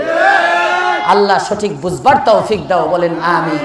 এজন্য খবরদার যুবক বন্ধু, আলেমের মনে কষ্ট দিব না, এটাও ইনসাফের খেলাফ, এটাও জুলুম। বাক স্বাধীনতা হরণ করব না। একজনে বলবে আমি মানতে পারলে মানলাম, না মানলে কেউ তো আমার গাড়ি দইরা মানতে বাধ্য করতেছে না। আমি আপনাদেরকে দাওয়াত পৌঁছাইলাম, আপনারা কোরআন শরীফের গিলাফ লাগায়েন, আমি কি কালকে আপনাদের ঘরে গিয়ে দেখবো কে কে লাগাইছেন? সারা জিন্দেগিও আমার সাথে আপনাদের আর দেখা নাও হতে পারে, ঠিক না বে ঠিক? একটা দাওয়াত পৌঁছালাম, তো উলামায়ে কেরামের সাথে এত দুশ্মনী কেন? উলামায়ে কেরাম তো শুধু ভালো কথাগুলোই বলে, মানতে মন চাইলে মানো, না মানলে নাই। তোমাদেরকে তো বাধ্য করবে না উলামায়ে কেরাম। আল্লাহ বুঝবার তৌফিক দাও, বলেন আমিন। আয়াতে কারিমার 1 নম্বর আদেশ ইনসাফ ওয়ালা হওয়া, ইনসাফগার হওয়া, নিষ্ঠা, একে অপরের হক বুঝিয়ে দেওয়া। স্বামী দেখবো আমার স্ত্রীর কি পাওনা, মনে থাকবে তো ইনশাআল্লাহ? শুধু স্ত্রীর কাছে ঠান্ডা ঠান্ডা পাওনার ওয়াজ করলে হইব না, স্ত্রীরও আদর্শ হক কিছু দিতে হবে। আপনি আপনার আদরটা বুঝাইয়া দিবেন, এ যদি দেয় না দেখ আল্লাহর কাছে ধরা, আপনি তার কাছে ভালো হন। নবীর শিক্ষা দেখেন, তিরমিজির হাদিস, আল্লাহর রাসূল বলেন খিয়ারুকুম, তোমাদের মধ্য থেকে সর্বোত্তম পুরুষ ওই পুরুষ যে পুরুষ তার স্ত্রীর কাছে ভালো হয়ে যায়। আপনি আপনার বেগমের কাছে ভালো হন। এমনি ভাবে পরে আল্লাহর রাসূল বলেন তোমাদের মধ্যে সর্বোত্তম মহিলা ওই মহিলা যে মহিলা তার স্বামীর কাছে ভালো হয়ে যায়। মহিলারা চেষ্টা করবে আমি আমার স্বামীর কাছে ভালো হতে পারি কিনা, আর স্বামীরা চেষ্টা করবে আমি আমার স্ত্রীর কাছে ভালো হইতে পারি কিনা। একজন যদি আরেকজনের হক আমরা আদায় করি, তাহলে দেখা যাবে গোটা সমাজ ইনসাফের সমাজ হয়ে যাবে, শান্তির সমাজ হয়ে যাবে, ঠিক না ঠিক? কানের গুনাহ থেকে বাঁচাবো, চোখের গুনাহ থেকে বাঁচাবো। চোখ দ্বারা হালাল জিনিস দেখা এটা ইনসাফ, চোখ দ্বারা হারাম জিনিস দেখা এটা জুলুম। কান দ্বারা হালাল বস্তু শোনা এটা ইনসাফ, কানের দ্বারা অন্যায় বস্তু গুনাহের কাজ শোনা এটা জুলুম। যদি কোনো ব্যক্তি এই অঙ্গ প্রত্যঙ্গগুলোকে হেফাজত করে ইনসাফওয়ালা হয়ে যায়, আল্লাহ পাক রব্বুল আলামিন তাকে জান্নাতে সাজারে তুবার সামনে এই আজকে যেমন কোরআনের প্যান্ডেল সাজাইছেন, এরকম কোরআনের একটা প্যান্ডেল হবে। জোরে কোন সুবহানাল্লাহ। এই ঘটনাটা বলেই শেষ করে দিতেছি, কষ্ট বেশি দিতেছি না তো আপনাদেরকে। এই দুনিয়ার যেমন একটা প্যান্ডেল, কিয়ামতের দিন জান্নাতে যাওয়ার পরে আল্লাহ তাআলা স্পেশাল একটা ওয়াজ মাহফিল ডাকবেন। দুনিয়ার মাহফিলের যেমন পরিচালক থাকে, জান্নাতি মাহফিলের পরিচালক থাকবে, ওই মাহফিলের পরিচালক স্বয়ং আল্লাহ তাআলা। দুনিয়ার মাহফিলের যেমন সভাপতি থাকে, আজকের মাহফিলের সভাপতি আছেন আলহাজ সৈয়দ সিরাজুল ইসলাম সাহেব, যেমন আজকের মাহফিলের সভাপতি, জান্নাতি ওই মাহফিলের সভাপতি থাকবেন আকায়ে নামদার সভাপতি থাকবেন হযরত আদম আলা নবীনা আলাইহিস সালাতু ওয়াস সালাম। সমস্ত নবীদের প্রথম নবী যিনি, সৃষ্টির সর্বপ্রথম আদম, বাবা আদম থাকবেন মাহফিলের সভাপতি, বুড়া মিয়া। সভাপতি সাধারণত একটু বুড়া বুড়া মানুষ সেই বানায়। আগে দেখতাম সভাপতি বানাইতো এলাকার গণ্যমান্য, এখন এটাও নষ্ট হয়ে গেছে। এখন সভাপতি ওই অমুক লীগের নেতা, অমুক দলের নেতা, ঠিক না রে ঠিক? যার টাকা আছে সেই গিয়া সভাপতি, সাদাবাজ লুটতরাজ, ঠিক না বে ঠিক? নামাজ নাই, ওয়াজ মাহফিলের সভাপতি। এ কোরআনের আলোচনা যখন করবে তার গায়ে লাগবো না তো কার গায়ে লাগবে? আলহামদুলিল্লাহ, এখানে মনে হয় বয়স্ক মানুষই সভাপতি, যিনি আলহাজ হস্টজ করছেন। হ্যাঁ, সালাউদ্দিন সাহেব আছেন নাকি? ইয়া সিরাজুল ইসলাম সাহেব ও আছেন আছেন। যাক, মোটামুটি বয়স্ক সভাপতি। বয়স্কদেরকে দিবেন, মুরব্বীদেরকে সম্মান করবেন। আল্লাহ তৌফিক দাও, বলেন আমিন। আদম আলাইহিস সালাম সভাপতি। মাহফিলে প্রধান অতিথি লাগে না? প্রধান অতিথি আল্লাহ তাআলা প্রধান অতিথি হিসাবে দাওয়াত দিবেন আমাদের নবী মুহাম্মদ আরবি সাল্লাল্লাহু আলাইহি ওয়াসাল্লাম। বিশেষ অতিথিবৃন্দ লাগে না? 1,24,000 কমবেশ নবী রাসূল, ওনারা হইলেন বিশেষ অতিথি। মুসনাদে আহমদের হাদিস, মাহফিলটা হবে কোনো খেলার মাঠে না, সাজারায়ে তুবার সামনে জান্নাতি একটা প্যান্ডেল। এই প্যান্ডেলটা আল্লাহ পাক রব্বুল আলামিন সাজাবেন। কয়দিন লাগবে? ইজা আরাদা শাইআন আন ইয়াকুলা লাহু কুন ফায়াকুন, আল্লাহ যদি বলেন হও, সাথে সাথে হয়ে যায়। যেরকম সুবহানাল্লাহ, আল্লাহ তাআলা বলবেন হও, সাথে সাথে হয়ে যাবে। ফেরেশতা, প্যান্ডেলের এক একটা খুঁটি, এটা তো বাঁশের উপরে যাতে খারাপ দেখা না যায় এজন্য সাদা কাপড় লাগাইছে, বাঁশ যেন দৃষ্টিকটু না হয়। জান্নাতের এক একটা প্যান্ডেল ইয়াকুত পাথরের প্যান্ডেল হবে, এক একটা পিলার হবে ইয়াকুত পাথরের তৈরি, বিরাট প্যান্ডেল। এই গোটা প্যান্ডেলটা বিছানো থাকবে সবুজ গালিচা। আল্লাহু আকবার, যাইতে মন চায়। আল্লাহর পয়গম্বর বলেন, সাজানায়ে তুবার সামনে যে প্যান্ডেল হবে, বিরাট বড় প্যান্ডেল, এই প্যান্ডেলের শ্রোতা শুধু আমার উম্মত থাকবে না, না না, আদম আলা নবীনা ওয়া আলাইহিস সালাতু ওয়াস সালাম থেকে শুরু করে আখিরি জামানার পয়গম্বর মুহাম্মদ আরবি সাল্লাল্লাহু আলাইহি ওয়াসাল্লাম পর্যন্ত 1,24,000 নবী রাসূলের যত উম্মত জান্নাতে যাবে, সমস্ত জান্নাতি নর নারী, যুবক বৃদ্ধ, ছোট বয়স্ক, বাচ্চা বুড়া, সবগুলো মানুষ ওই জান্নাতি প্যান্ডেলের মেহমান হয়ে যাবে। সবাই মেহমান। আল্লাহ তাআলা তাদের জন্য রিসিপশন চেয়ার সংসদ ভবনের মতো নিচের থেকে এভাবে এভাবে এভাবে এভাবে বিছাবেন, সবাই যেন মঞ্চ দেখতে পারে। জোরে কোন সুবহানাল্লাহ, আল্লাহু আকবার। হ্যাঁ, খাওন আছে। আপনাদের এই মাহফিলে যখন তবারক, আর জান্নাতে না দিলে উপায় আসেনি। প্যাকেট ইনটেক খাবার, ওয়া মিজাজুহু মিন তাসনিম, খাবার তো দিব, লগে 1 বোতল করে মদও দিব। আস্তে কই সুবহানাল্লাহ। আরে জান্নাতি মদ, এই দুনিয়ার বাত পচা মদ না। আল্লাহ তাআলা বলেন, শারাব মিন আসালিন মুসাফফা, স্বচ্ছ মধুর নহর থেকে নিয়ে আসা হবে, স্বচ্ছ দুধের নহর থেকে নিয়ে আসা হবে। আল্লাহু আকবার। আনহারুম মিন আসালিন মুসাফফা আনহারুম মিন লাজ্জাতিল লিশারিবিন। কোরআনে লম্বা আলোচনা, জান্নাতের আলোচনায় ঢুকলে পাগল হয়ে যাবেন। কোরআনের মধ্যে আল্লাহ বিতাফসীর আলোচনা করছেন, ওখান থেকে ইনটেক, কোনো গন্ধ নাই, কোনো গন্ধ নাই, এবং কোনো ওই যে মদ খাইলে যে একটা ভাব হয় কেমন তন্দ্রার ভাব, মাতলামিও নাই। কোরআনের মধ্যে আসছে এমন শরাব, পবিত্র শরাব, শারাবান তাহুরা। সুবহানাল্লাহ, শারাবান তাহুরা দিবেন। আর আল্লাহ তাআলা একটা বিরিয়ানি পাকাইবেন। আপনারা কি দিবেন? খিচুড়ি না বিরিয়ানি? ও খিচুড়ি, বোনা খিচুড়ি। আল্লাহ তাআলা একটা বিরিয়ানি দিবেন। এই বিরিয়ানিটাই ভালো করে বুঝেন, হাদিস কিচ্ছা, বাপ দাদার বানানো কিচ্ছা গল্প কয় না আবরারুল হক ইউসুফি, সবগুলো রেফারেন্স সহিহ হাদিস বলতেছি। বুখারী শরীফের মধ্যেও ইঙ্গিত আসছে, আল্লাহ তাআলা নিজে এই বিরিয়ানিটা আল্লাহ নিজ হাতে পাকাইবেন। বুঝেন আপনি আমারে আল্লাহ কত আদর করে, নিজ হাতে পাকাবেন। বিরিয়ানিটা পাকাইবেন কি দিয়ে জানেন? গরুর কলিজা এবং মাছের কলিজা দিয়ে। মাছ হলো সমুদ্রের থেকে নিবেন, একটা হলো স্তর, এই স্থলভাগ, আর একটা হলো জলভাগ। জলভাগের মধ্য থেকে মাছের কলিজা নিবেন, আর স্থলভাগের মধ্য থেকে গরুর কলিজা নিবেন। এই গরুর কলিজা আর মাছের কলিজা দুইটাকে একসাথে করে, আরে ভাই এটা দুনিয়ার গরু না, আপনি মনে মনে করেন ও এ বলদের কলিজা, এটা না। আরে আল্লাহ পাক রব্বুল আলামিন জান্নাতি গাবি, জান্নাতি মাছের কলিজা দিয়ে নিজ হাতে স্পেশাল একটা বিরিয়ানি, সাথে আপনার পেপসি, কোকাকোলার মতো শারাবান তাহুরা, প্রত্যেকের সামনে রেডি। সমস্ত উম্মত গুলো এসে বসা, একটু পর পর স্প্রে হচ্ছে। সুবহানাল্লাহ। স্প্রেটার নাম হলো মেশকো জাফরান। আল্লাহু আকবার। বারবার, কোনো দুর্গন্ধ নাই, কোনো বিড়ি সিগারেট নাই। এখন তো ওয়াজ মাহফিলের কোনা কানায় দেখা যায় একজনের তলের দিয়ে জ্বালায় রাখছে, হঠাৎ করে ধোয়া উঠে। এক মাহফিলে গেলাম, দেখি ধোয়া উঠতেছে। আমি কই এনে কি কুয়াশা উপরে দিয়ে ছিদ্র হইল নি? কয় না হুজুর, এটা উপরের কুয়াশা না, নিচের কুয়াশা। কি হয়েছে? আগুন ধরাইয়া দিছে হুজুর, আগুন ধরাইয়া দিছে। সিগারেট হায় হায় হায় হায়, আছে না নাই? এই জামালপুর চিনারচর, জামালপুর চিনারচর একটা জায়গা আছে, বেলোয়ারচর ইসলামপুরের ওখানে, ওই চিনারচর মাহফিলে গেছিলাম, ওখানের এই কারগুজারি মাদ্রাসার মাহফিল। এখন এরকম কোনো দুর্গন্ধ সুরগন্ধ ওখানে নাই, কারণ ওখানে ওই লোকগুলোই জায়গা পাবে ওই প্যান্ডেলের মধ্যে যার চোখ জীবনে কোনোদিন গুনাহ করে নাই, যার কান জীবনে কোনোদিন গুনাহ করে নাই, যে কোনোদিন কানের গুনাহ করে নাই, যে কোনোদিন চোখের গুনাহ করে নাই, যে কোনোদিন হাতের গুনাহ করে নাই। ওই হুজুর আমরা তেলে শেষ।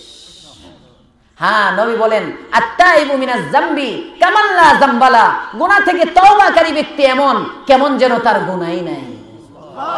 আমরাও জায়গা করে নিতে পারি ওই পেন্ডিলে।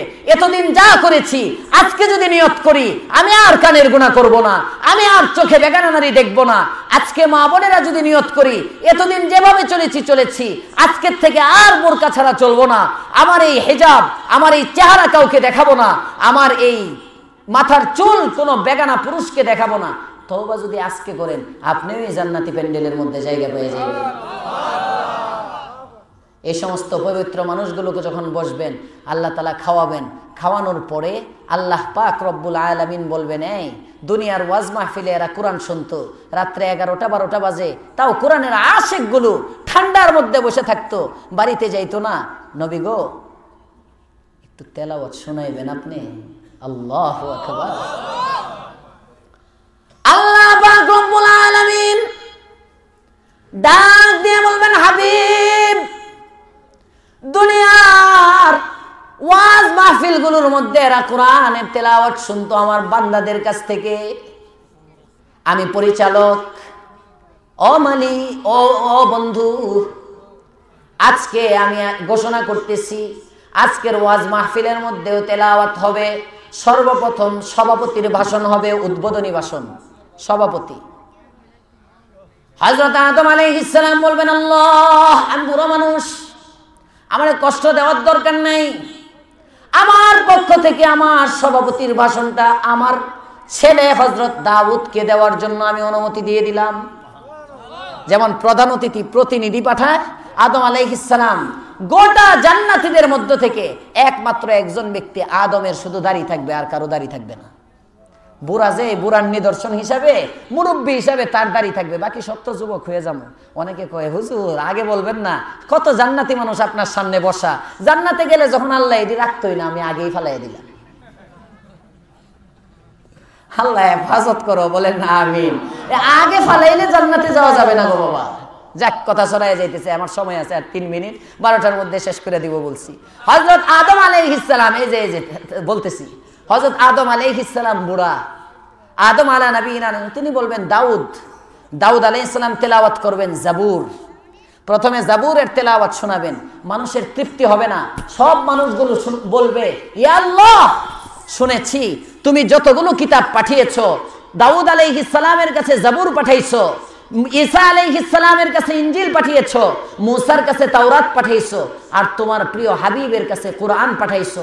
আখেরি জামানার উম্মতেরা কোরআন শুনেছে, আমরা তো কোরআন শুনতে পারি নাই, না জানি কোরআনটা কত মজার, আমাদেরকে যদি একটু দাউদের কণ্ঠে কোরআন শোনাইতা। সুবহানাল্লাহ। আল্লাহ তাআলা বলবেন, দাউদ কোরআন থেকে একটু তেলাওয়াত শোনায় দাও। হযরত দাউদ আলাইহিস সালামের কণ্ঠ এত সুন্দর কণ্ঠ, মুফাসসিরিনে কেরাম লেখেন, পয়গম্বর দাউদ আলাইহিস সালাম যখন জাবুর তেলাওয়াত করতেন, উড়ন্ত পাখিগুলো তার কণ্ঠে মুগ্ধ হয়ে তেলাওয়াত শোনার জন্য বসে যেত। সমুদ্রের মাছগুলো পানি থেকে উঠে কিনারায় চলে আসতো দাউদের কণ্ঠের তেলাওয়াত শোনার জন্য। এত সুন্দর কণ্ঠ। মুফাসসিরিনে কেরাম লেখেন, কিভাবে বুঝাবো দাউদের কণ্ঠ কেমন? কয় ৭,০০০ বাঁশি একসাথে করে এর মধ্যে যদি বাজানো হয়, একসাথে ৭,০০০ বাঁশি বাজাইলে এর আওয়াজটা কেমন হবে একটু কল্পনা করো। তার চেয়ে কোটি কোটি গুণ বেশি সুন্দর ছিল দাউদের কণ্ঠ। দাউদ আলাইহিস সালাম ওই কণ্ঠে কোরআনের তেলাওয়াত শোনাবেন।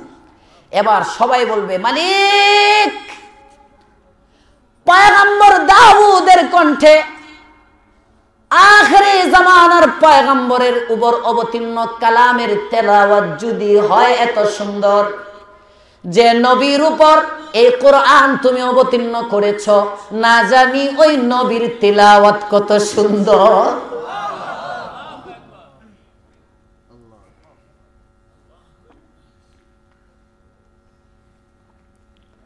আল্লাহর পয়গম্বরের সাহাবীগণ বর্ণনা করেন, দু জাহানের সর্দার রাহমাতুল লিল আলামিন যখন কালামে পাকের তেলাওয়াত শুরু করতেন, সাহাবায়ে কেরাম বলেন মনে হতো এই মুহূর্তে বোধহয় কোরআন অবতীর্ণ হইতেছে, মনে হয় কোরআন অবতীর্ণ হইতেছে। নবীর কণ্ঠে তেলাওয়াত। আল্লাহর পয়গম্বরকে আল্লাহ তাআলা বলবেন, হাবিব আপনি একটু তেলাওয়াত শোনায় দেন। নবী বলবেন, আমি কোন দিক দিয়ে শোনাবো? আমি তো পুরা কোরআনের হাফেজ। জোরে কোন সুবহানাল্লাহ। আজকে হাফেজদেরকে নিয়ে টিটকারি করা হয়, বলে যে তোমাদেরকে হুজুররা পিটায় পিটায় পড়াইছে দেখে তোমরা মুখস্থ করছো, নাইলে আমরাও পারতাম।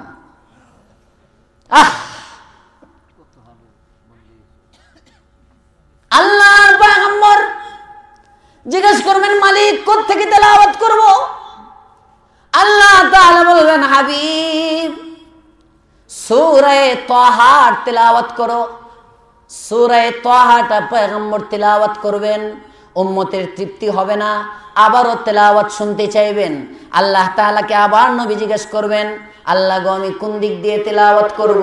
আল্লাহ তাআলা বলবেন, হাবিব গো সূরা ইয়াসিনটা আপনি উম্মতকে তেলাওয়াত করে শোনায় দেন। ইয়াসিন কেন তেলাওয়াত করতে বলবেন? ইয়াসিনকে বলা হয় ইয়াসিন কলবুল কোরআন, কোরআনের আত্মা হলো সূরা ইয়াসিন। হাদিসের মধ্যে আছে, যে ব্যক্তি ফজরের নামাজের পরে প্রতিদিন সূরা ইয়াসিন তেলাওয়াত করে, যে বান্দা ফজরের পরে সূরা ইয়াসিনটা তেলাওয়াত করে, ওই দিনের কমপক্ষে 100 হাজত তার আল্লাহ পূরণ করে দেন। আমল কয়টা ভুলে গেছেন? আগে কয়টা? 1 নম্বর আমল ছিল, বলে না, আওয়াবিন। 2 নম্বর আমল ছিল গিলাফ। 3 নম্বর আমল গান শুনবো না, কানকে হেফাজত করব। 4 নম্বর আমল ফজরের পরে কোরআন শরীফ থেকে সূরা ইয়াসিনটা তেলাওয়াত করব। পারবো তো ইনশাআল্লাহ? সর্বশেষ সূরা ইয়াসিন যদি তেলাওয়াত করেন, সারা দিনের জিম্মাদার আল্লাহ তাআলা হয়ে যাবে। সূরা ইয়াসিন যে ব্যক্তি ফজরের পরে এই ব্যক্তি ওই দিন অ্যাক্সিডেন্টে মরবে না।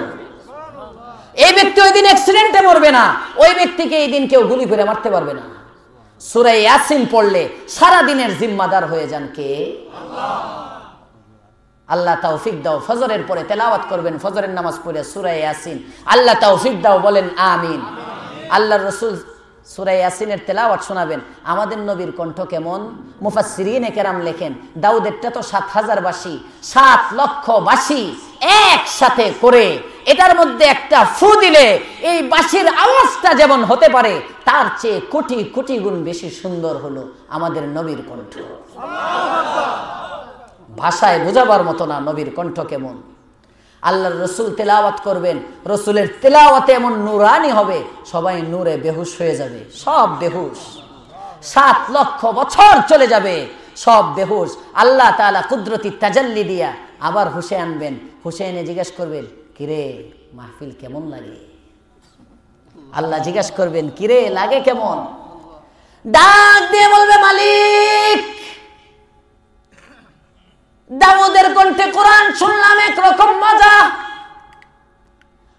কোরআন যার উপর অবতীর্ণ করেছ তার কণ্ঠে কোরআন শুনলাম, আরেকটু মজা। না জানি এই কোরআনটা যার, তিনি যদি এই কোরআনটা তেলাওয়াত করেন, না জানি তার কেমন মজা। আল্লাহ আল্লাহ গো, দাউদের কণ্ঠে তেলাওয়াত শুনলাম, তৃপ্তি হয় নাই। আখির জামানার পয়গম্বরের কণ্ঠে তেলাওয়াত শুনলাম, তৃপ্তি হয় নাই। ও আসমানের মালিক, তোমার কালামটা, তোমার কণ্ঠে একটু শুনতে চাই। অনেকে বলবে আল্লাহর কি কণ্ঠ আছে? ইমাম বুখারী শরীফে অধ্যায় এনেছেন, বাবু সাউতিল বারি, আল্লাহ তাআলার আওয়াজ আছে। তবে আল্লাহর আওয়াজ আমাদের মতো না। আল্লাহর আওয়াজ কেমন এটা আল্লাহই জানে, এটা কল্পনায় আসবে না। অসীম আওয়াজ, সসীম জ্ঞানে উপলব্ধি করা যায় না, ঠিক না বেঠি? এটা জান্নাতে শুনবো। আল্লাহ তাআলা তেলাওয়াত শুরু করবেন, সূরা আনআমের তেলাওয়াত করবেন, চতুর্দিকে নূর আর নূর, সব বেহুশ হয়ে যাবে। আল্লাহ পাক রব্বুল আলামিন লা ইলাহা ইল্লাল্লাহ, জোরে জোরে জোরে এই আওয়াজে জিকির করলে হবে।